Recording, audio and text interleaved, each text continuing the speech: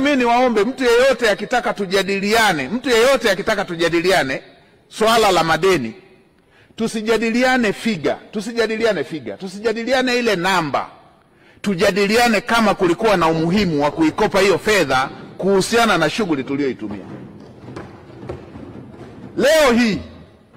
Leo hii nendeni mkaangalie kwenye miradi na mateso ambao wananchi walikuwa wanapata. Alafu leo tujadiliane kama ile fedha tulivyoikopa tulistahili kukopa au hatukustahili kukopa.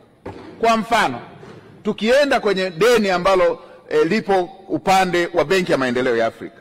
Mheshimiwa Spika, tumechukua mkopo, tumejenga barabara inayotoka Dodoma kwenda Manyara.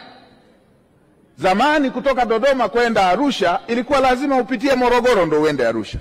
Tuulizane tu, je, ilikuwa ni sahihi kuchukua fedha hiyo tukajenga barabara inayokwenda Babati, au tungeacha vile vile deni liendelee kuwa dogo, lakini ukitoka Dodoma ukitaka kwenda Arusha upitie Morogoro na Tanga.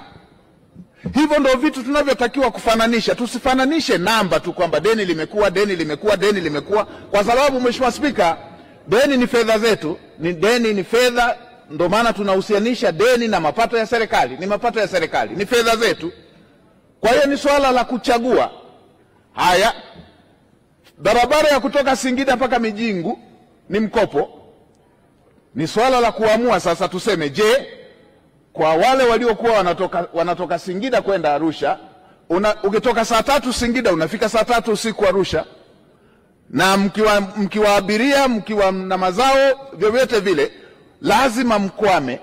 Then tukubaliane, je, ulikuwa uamuzi sahihi kuchukua fedha hiyo na kujenga barabara ili uchumi utakaochochewa kutokana na barabara uweze kulipa deni lile?